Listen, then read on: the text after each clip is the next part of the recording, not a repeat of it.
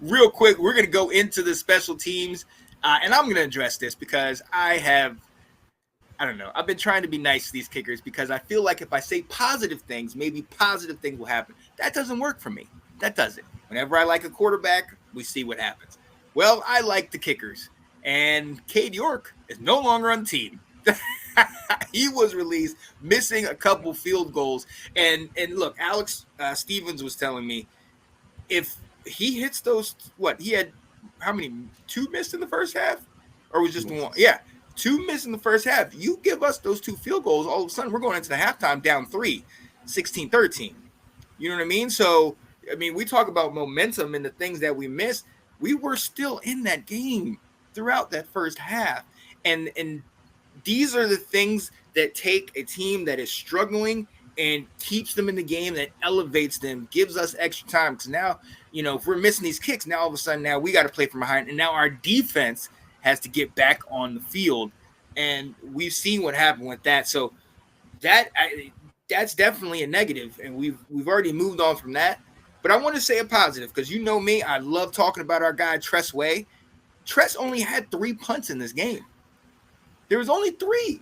We're used to him having at least 5 to 7 punts a game and having more yards total. He only had 3, 139 yards. He had a 46-yard average. We know what he can do.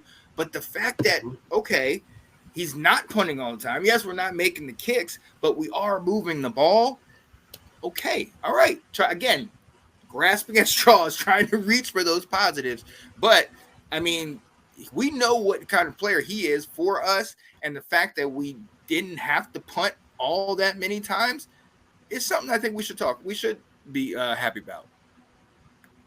Right. Yeah. No, I mean, I think it's really disappointing that Cade York did not work out because if you look around the league, he has a strong leg. He has the ability to make it from more than 50 yards, and that's the way the league is.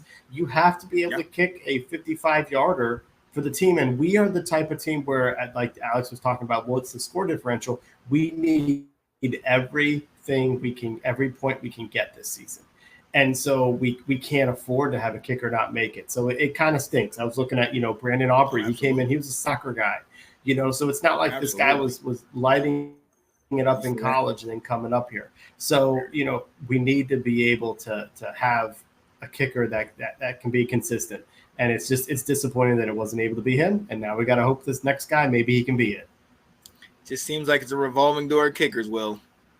A revolving door of kickers. It is. And that's not going to help us. And mind you, I mean, you talk about that one kicker, the one kick that was for 50 plus, it was 56 yards, and it was off just to the right. But again, to your point, I mean, he had the distance, but you got to make those. And the NFL stands for not for long if you can't get that stuff done. So there it is.